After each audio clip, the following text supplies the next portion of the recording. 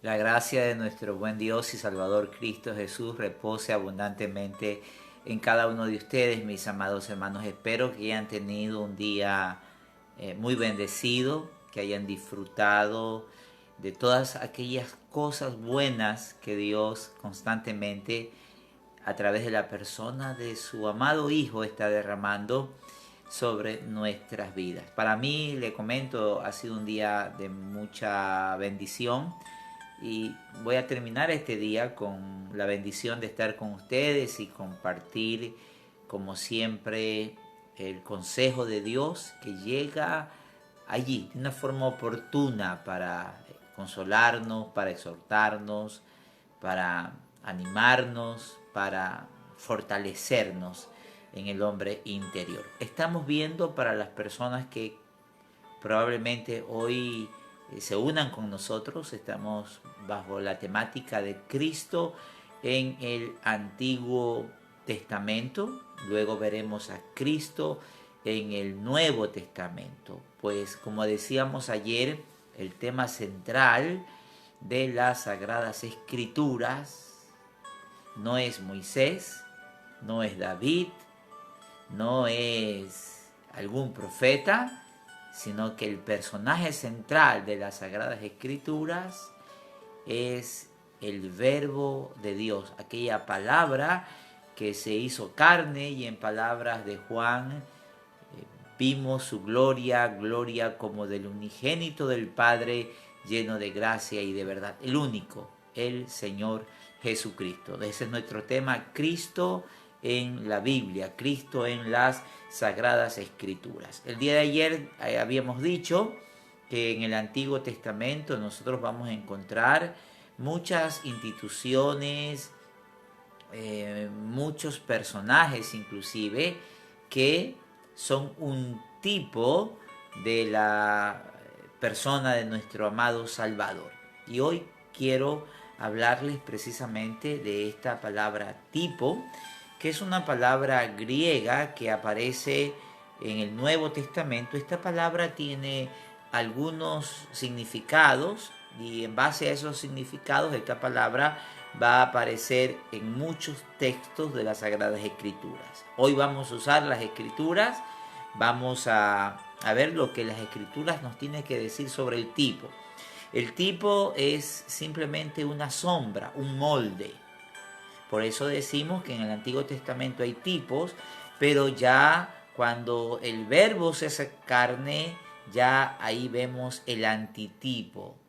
El tipo es la sombra, el antitipo es la realidad. Bueno, un tipo es sencillamente una sombra, un molde. Pero en la Biblia nosotros vamos a encontrar de manera específica en el Nuevo Testamento que esta palabra griega, de donde se traduce tipo, vamos a encontrar nosotros que esta palabra tiene algunas significaciones en el Nuevo Testamento. Por ejemplo, si nosotros vamos al Evangelio de Juan, en el capítulo 20, en el verso número 25, le dijeron pues los otros discípulos: al Señor hemos visto. Él les dijo: si no viere en sus manos la señal de los clavos, y metiere mi dedo en el lugar de los clavos, y metiere mi mano en su costado, no creeré. Aquí está la palabra eh, tipo, pero traducida en nuestra versión Valera como una señal. Entonces, un tipo es una señal. Pero también en el libro de Hechos, y le dijimos que vamos a usar mucho las escrituras en esta noche, en el capítulo número 7, en el verso número 43, nosotros vamos a encontrar lo siguiente con respecto a esta palabra tipo. Antes bien, dice el libro de Hechos, capítulo 7, verso 43, llevasteis el tabernáculo de Moloc y la estrella de vuestro dios Renfán, figuras que os hicisteis para adorarlas. La palabra figuras aquí es la palabra griega tipos, que en nuestro español es un tipo. Note usted entonces que un tipo en el texto de Juan es una señal, y aquí en este libro histórico del Nuevo Testamento es una figura. Eso es un tipo, una señal, un tipo es una figura. En Romanos, en el capítulo 6, vamos a encontrar nosotros también cómo nuestra versión Reina Valera traduce esta palabra griega. Miren ustedes en el libro de la epístola del apóstol Pablo a los Romanos, capítulo 6, verso número 17, el apóstol Pablo dice: pero gracias a Dios que cuando erais esclavos del pecado, habéis obedecido de corazón aquella forma de doctrina a la cual fuisteis entregados. Aquí tenemos también la palabra griega que nuestra versión Valera traduce como forma. Entonces, un tipo es una señal, un tipo es una figura, un tipo es una forma. Veamos dos textos más. Una de ellas es nuevamente en el libro de Hechos, en el capítulo 7, en el verso número 44. Las escrituras nos dicen lo siguiente: Hechos capítulo 7, verso número 44, nos dice aquí la palabra de nuestro buen Dios. Y me disculpan un momentito porque a veces estas páginas como que se nos pegan. No es por cierto, no es por falta de uso. Tenemos varias, gracias a Dios, varias versiones de la Biblia. En Hechos capítulo 7 versos 44, las escrituras nos dicen: todos nuestros padres tuvieron el tabernáculo del testimonio en el desierto, como había ordenado Dios, cuando dijo a Moisés que lo hiciese conforme al modelo que había visto. Aquí la palabra tipos en griego se traduce como modelo. Entonces, un tipo en la Biblia es una señal, es una figura, es una forma. Ahora vemos que es un modelo. Finalmente, para no estar leyendo tantos textos de las Sagradas Escrituras, en la primera carta del apóstol Pablo a los Corintios, en el capítulo 10, en el verso número 6, nos dice: mas estas cosas sucedieron como ejemplos para nosotros, para que no codiciemos cosas malas. Por lo tanto, mis amados hermanos, un tipo es una señal, un tipo es un modelo, un tipo es una forma, un tipo es una figura, un tipo es un ejemplo. Por eso es que nuestro estudio consiste en ver a Cristo en las Escrituras, porque el tema central de las Escrituras es precisamente Jesús. Jesús dijo que escudriñemos las Escrituras porque ellas son las que dan testimonio de Él, y en ellas encontraremos nosotros la vida eterna. Escudriñar las Escrituras. Cuando Jesús habló de escudriñar las Escrituras, en su época ningún libro del Nuevo Testamento podía haber sido escrito. Es después de su muerte y resurrección que se empiezan a escribir los libros de nuestro Nuevo Testamento. Cuando él dice que escudriñemos las Escrituras, él se está refiriendo pues al Antiguo Testamento, al libro de Génesis, Éxodo, Levítico, Número, Deuteronomio, Jueces, Josué. Todo el Antiguo Testamento habla de la persona de Jesús. No nos olvidemos que camino a Emaús, a esos dos discípulos, Jesús les demostró todo lo que estaba escrito de él en la ley de Moisés, primera división de la Biblia hebrea, la Torá, los profetas, segunda división de la Tanakh, los Nevi'im, y los salmos, que corresponden a la tercera división de la Tanakh, los Ketubim, siendo el libro de los Salmos el libro más importante de esta tercera división. Por lo tanto, Jesús está enseñándole a esos discípulos camino de Emaús que todo el Antiguo Testamento, que nosotros llamamos En ese entonces toda la Biblia hebrea tiene un tema central, la persona de nuestro amado Salvador. Por lo tanto, toda predicación tiene que ser cristocéntrica para que sea una predicación bíblica. No podemos nosotros predicar de la Biblia sin mencionar a su personaje central, nuestro amado Salvador. Permítame recordarle algo, mi amado. Cuando el apóstol Pablo estuvo en Tesalónica, aproximadamente año 51 de nuestra era, Pablo fue a una sinagoga y por 3 días de reposo discutió con ellos, declarando y exponiendo por medio de las Escrituras que Jesús era el Cristo. Por medio de las Escrituras. ¿Qué año era este? Año 51 aproximadamente. Para ese entonces ningún libro del Nuevo Testamento había sido escrito. De hecho, es unos meses después de su estadía en Tesalónica que Pablo va a escribir su primera epístola, la primera epístola a los tesalonicenses. Pero Pablo allí en Tesalónica le demostró a esos judíos por medio de las Escrituras, o sea, el Antiguo Testamento que nosotros llamamos, que Jesús es el Cristo. O sea que el Antiguo Testamento tiene un personaje central, nuestro amado Salvador. El Nuevo Testamento tiene un personaje central, nuestro glorioso y eterno Salvador. Cuando nosotros vamos al Antiguo Testamento, que es por donde vamos a empezar nosotros con el favor de Dios nuestra enseñanza, cuando vemos nosotros todo ese sistema ceremonial en el Antiguo Testamento, ese sistema ceremonial es una figura, es un modelo, es un ejemplo de nuestro Señor Jesús.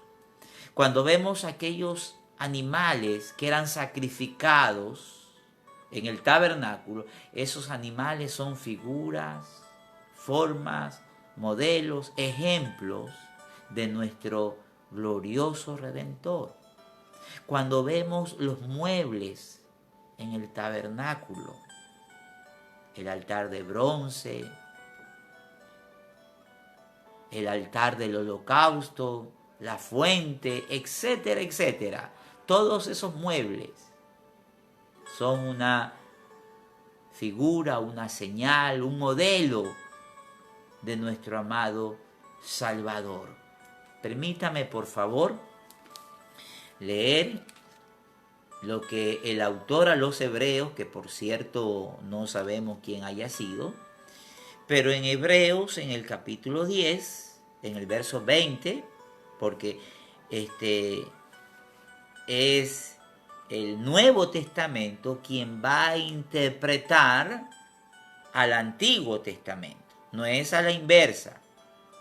No podemos nosotros ir al Antiguo Testamento para, a través del Antiguo Testamento, interpretar el Nuevo Testamento. Ahí estaríamos haciendo las cosas al revés, en sentido contrario. Es el Nuevo Testamento el que interpreta el Antiguo Testamento. Y eso lo veremos después con la ayuda y la gracia de nuestro Dios. La doctrina en el Antiguo Testamento está en germen, está en una semilla, pero ya en el Nuevo Testamento esa doctrina es un árbol inmenso. Por lo tanto, es el Nuevo Testamento donde encontramos la doctrina, de manera especial en las epístolas. Ahí está todo lo relacionado con la doctrina que en el Antiguo Testamento está en embrión, pero que en el Nuevo Testamento ya está desarrollada por medio de los apóstoles. Veamos por favor Hebreos capítulo 10, verso 20. Dice la Escritura: por el camino nuevo y vivo que Él nos abrió a través del velo, esto es de su carne. ¿A qué está haciendo referencia el autor de esta epístola? Pues al Antiguo Testamento, a ese velo que separaba al lugar santo del lugar santísimo. Dice la Escritura que tenemos ahora libertad para entrar en el lugar santísimo por la sangre de Jesucristo, por el camino nuevo y vivo que Él nos abrió a través del velo, esto es, de su carne. Entonces, las Escrituras nos hablan. ¿Se recuerda usted cuando el Señor Jesús murió en la cruz? ¿Qué ocurrió? Hubo un terremoto, ¿verdad? Y el velo del templo, dice la Escritura, se rasgó en dos, de arriba hacia abajo, no de abajo hacia arriba, no, de arriba hacia abajo. Bueno, aquí el autor a los Hebreos nos está diciendo que ese velo que separaba al lugar santo del lugar santísimo ya está roto. ¿Por medio de quién? Por medio de la muerte de Jesús en la cruz. Por lo tanto, ya no como en el Antiguo Testamento, que el lugar santísimo era un lugar exclusivo para el sumo sacerdote, y no frecuentemente, sino una sola vez al año. Ahora usted y yo, por la muerte de Jesús, que rompió ese velo, usted y yo tenemos... Amados, tuvimos una pequeña interrupción por alguien que nos estaba llamando en estos precisos momentos. Bueno, entonces nuestra enseñanza va a radicar precisamente a ver a esta persona que siempre debíamos haberla visto en las Escrituras, al Señor Jesucristo. Por eso menciono que toda predicación, para que sea bíblica, y toda enseñanza, para que sea bíblica, tiene que hablar del tema central de la Biblia, y ese tema central de la Biblia es nuestro amado Salvador Cristo Jesús. Vamos a empezar, mis amados hermanos, viendo a un personaje en el Antiguo Testamento. Este personaje es nada menos y nada más que Adán. Cabeza física y representativa de la humanidad. El primer ser humano que Dios creó es Adán. Bueno,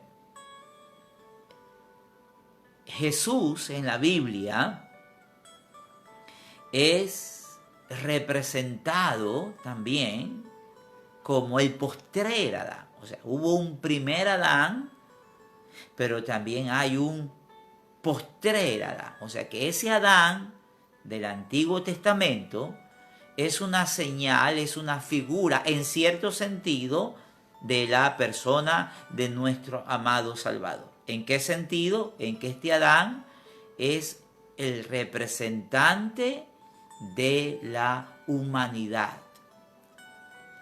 Leamos por favor lo que nos dice las Escrituras. Vamos a ir nuevamente al Nuevo Testamento.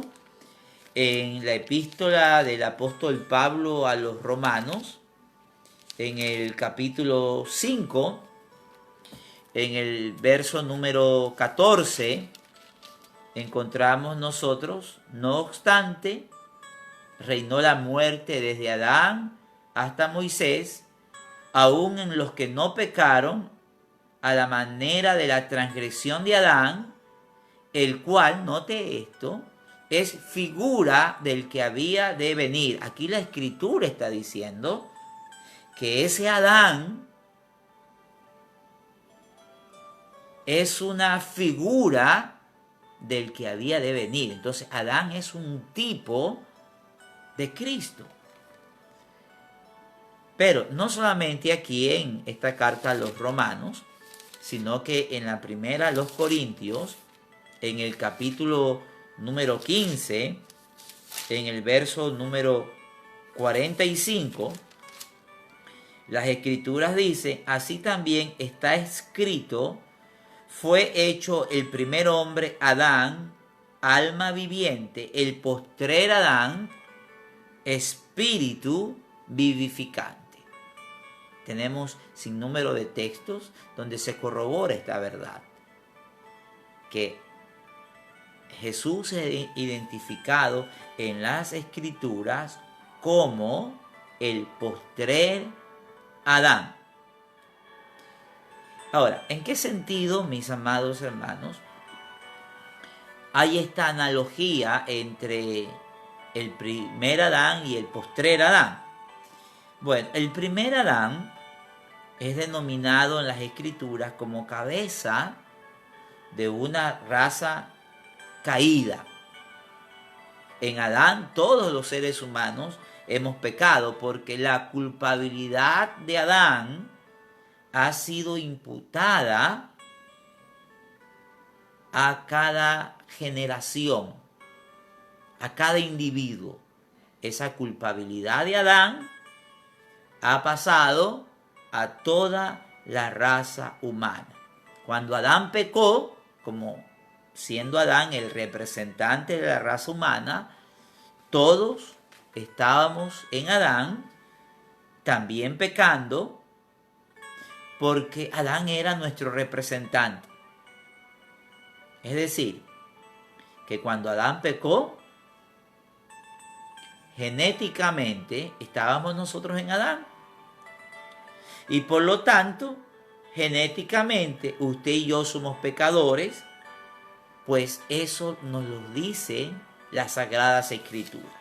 Mire, por ejemplo, aquí en el libro de Hechos, en el capítulo número 17, en el verso número 26, y de una sangre ha hecho todo el linaje de los hombres para que habiten sobre toda la faz de la tierra, y les ha prefijado el orden de los tiempos y los límites de su habitación. Dice, y de una sangre ha hecho todo el linaje de los hombres. ¿De qué sangre se está refiriendo aquí? De la sangre de Adán. Todos descendemos de Adán.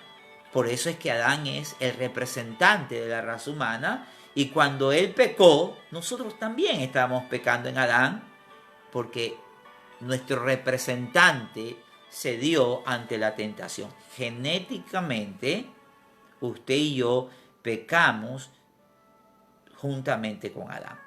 Pero así como Adán fue responsable por su transgresión, nosotros también somos responsables, no solo como individuos, sino que también somos responsables corporativamente. Porque si el representante de la raza humana pecó, corporativamente usted y yo pecamos en Adán. Así como pecamos nosotros individualmente, corporativamente pecamos también en Adán, porque Adán es nuestro representante. Ahora, miren ustedes cuánta gracia de Dios para con nosotros, porque ante Dios nosotros somos culpables, porque así como Adán pecó, usted y yo también nosotros pecamos. Pero Dios en su gracia y en su misericordia nos envía a un postrer Adán, para que ese postrer Adán se convierta en nuestro nuevo representante. Y este nuevo representante que tenemos ante Dios fue sin pecado. Por lo tanto, si nosotros ponemos nuestra confianza en este postrer Adán, nuestros pecados van a ser imputados a este postrer Adán, Jesús, y la justicia de este postrer Adán nos va a ser imputada también a nosotros. Es decir, en otras palabras, nosotros al postrer Adán le entregamos nuestros pecados, y este postrer Adán nos entrega a nosotros su justicia. Veamos por favor un texto. Aquí en la epístola de Pablo a los Romanos, capítulo número 5, en el verso número 19 dice: porque así como por la desobediencia de un hombre, se está refiriendo a Adán, los muchos fueron constituidos pecadores, así también por la obediencia de uno, los muchos serán constituidos justos. Entonces, Cristo es nuestro postrer Adán, nuestro representante ante Dios. Adán es un tipo de Jesús, es una sombra de Jesús, en el sentido de que Adán era nuestro representante. Pero Jesús ya no es el tipo, ya no es la sombra. Jesús es la realidad. Por eso es que a Jesús se lo identifica como el postrer Adán, el último Adán. Ya no va a haber otro Adán más. Es porque no se necesita un postrer Adán, porque el postrer Adán que Dios envió se convirtió en nuestro sustituto y nuestro representante ante Dios. Así como el Adán del Antiguo Testamento era representante de la raza humana, el postrer Adán es el representante de una nueva creación. Aquellos que por la fe han recibido a Jesús como su Señor personal. Y note que digo Señor personal, porque se habla de recibir a Jesús como Salvador personal. Pero en la predicación apostólica el énfasis era Jesús como Señor. Porque a veces se dice que se acepte a Jesús como Salvador. No, es aceptar a Jesús como Señor. Que si confesares con tu boca que Jesús es el Salvador, dice el texto, no. Que si confesares con tu boca que Jesús es el Señor, el amo, eso es lo que significa Señor, amo, dueño. Si tú aceptas a Jesús como tu amo, como tu dueño, serás salvo. Muchos tienen a Jesús como Salvador. El énfasis bíblico es Jesús como Señor. Él es nuestro representante. Bueno, hasta ahí, mis amados, nos vamos a quedar por hoy. Si ustedes tienen alguna pregunta, alguna inquietud sobre lo que estamos compartiendo, pueden escribirnos al Facebook, háganos llegar su inquietud sobre nuestro tema, que con gusto lo estaremos contestando, ayudándole a su interrogante. Vamos a agradecer al Señor, y si tenemos a alguna persona que desee rendir su vida y reconocer a Jesús como su Señor, pues este es un momento importante. Este es un momento solemne para usted, mi estimado amigo. Recibir a Jesús como el Señor, el dueño, el amo absoluto de su vida. ¿Puede usted orar conmigo?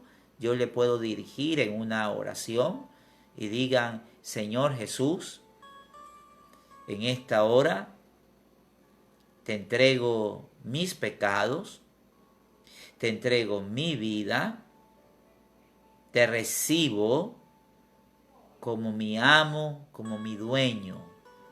Jesús, reina en mi vida. Reconozco tu señorío. Sé el Rey y el Señor de mi vida. Gracias, Jesús. Amén. Amén. Bueno, si hizo esta oración, háganoslo saber. Gracias por su tiempo y nos veremos Dios mediante el día de mañana, si Dios así lo permite. Un abrazo a todos. Muchas gracias. No se olvide, tiene alguna inquietud, háganos su comentario, su pregunta, que con mucho gusto estaremos respondiéndola con la ayuda del Señor. Buenas noches, mis amados. Dios les continúe bendiciendo.